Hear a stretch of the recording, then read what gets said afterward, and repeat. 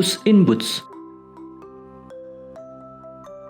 A long time ago, before he died, a mill owner left his little fortune to his 3 sons. His assets were a mill, a donkey, and a cat. The eldest son inherited the mill, the second son inherited the donkey, and the youngest only got a cat. When the youngest was lamenting and somewhat disappointed with his share of the inheritance, suddenly his cat said to him, "Don't worry, master. If you give me a sack and make me a pair of boots, you will see that I am more useful than you think." The youngest feels lucky to have got the cat. He had seen the cat's strategy when he caught a mouse. Finally, he listened to the cat and immediately brought what he asked for. Then the cat got his boots and sack. He then went somewhere with a sack on his back. On the way, the cat intends to catch a rabbit. Then he put the fern into his sack to attract the rabbits in the forest. While hiding in a dark place, he waited. Suddenly, there was a rabbit approaching the sack. Hop! In one jump, the cat caught it. After getting a rabbit, the Puss in Boots, as he was known, turned to the king and saluted him. "Your Majesty, please accept this humble gift. This gift is in the name of my employer, Marquis de Carabas. He just happened to have created the name of his employer." "Very good of him," said the king. The king then accepted the game with pleasure. Another time, the cat brought the king 2 birds.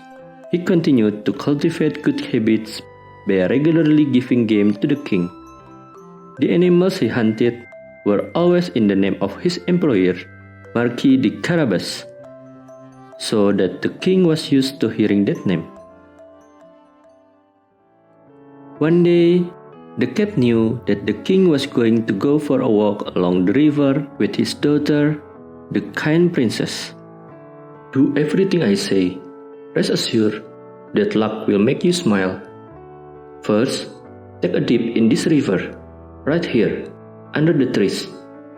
Then, let me do the rest," said the Puss in Boots to his master. The employer complied. Suddenly, there was the sound of the Puss in Boots screaming, "Help! Help! My lord Marquis de Carabas is sinking!" The king's chariots, which happened to be passing by, stopped.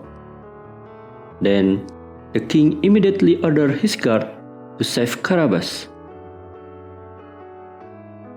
At that time, the cat approached the king and told him that the thief came and snatched his master's cloth while bathing. "Does not matter," said the king. Then the king sent one of his bodyguards to bring one of his finest clothes. Carabas looked dashing when wearing the king's luxurious clothes. While the king was conversing with Carabas, the princess kept looking at him with a red face. When they first laid eyes on each other, the princess fell for Carabas. The Puss in Boots, deftly managing all the fare of his master, went first. As he passed the grass field, he said to the farmers who were mowing the grass, "Later you have to announce that this grass field belongs to Marquis de Carabas. If not, watch out, okay?" Then the cat continued his journey. The king followed behind. He didn't forget to stop for a moment to ask the farmers who owned the grass field. The king then heard an amazing answer. "It belongs to the Marquis de Carabas." "Very good," cried the king. Then the horse-drawn carriage continued its journey. On their next journey, the Puss in Boots stopped in front of a field of wheat ready to be harvested. He suddenly reprimanded the farmers there. "Later you have to announce that this wheat field belongs to Marquis de Carabas. If not, watch out, okay? As before, the king flashed by for a moment and asked the farmers, "Who own those wheat fields?" They immediately replied, "It belongs to the Marquis de Carabas." Wherever the horse-drawn carriage passed, they always heard an answer, "Belongs to the Marquis de Carabas. Belongs to the Marquis de Carabas."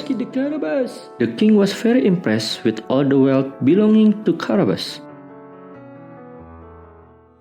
Meanwhile, the Puss in Boots arrived at a beautiful castle. The castle belonged to a giant.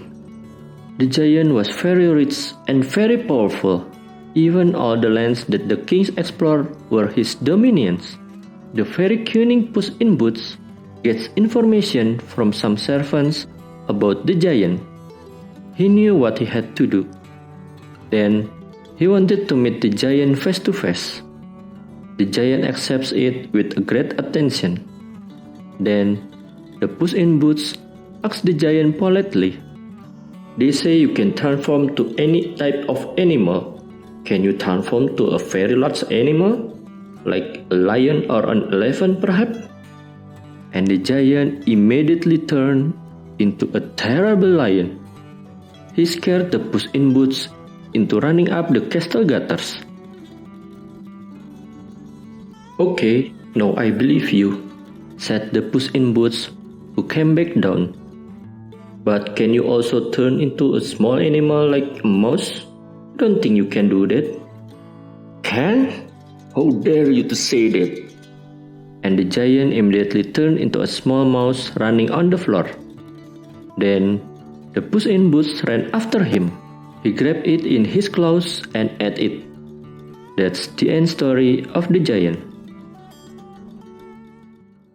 As the king's carriage reached the castle door, the Puss in Boots signaled the carriage to enter.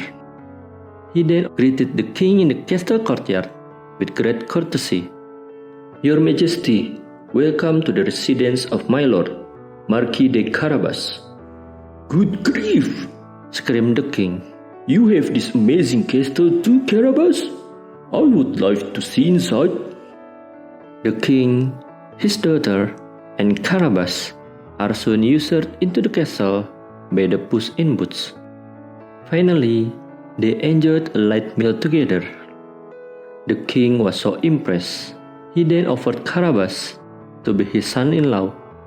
The wedding of his daughter and Carabas, the owner of the Puss in Boots, was even held that very day. As for Puss in Boots, he became royalty and doesn't chase mice anymore. Yes, maybe just once in a while, just for fun.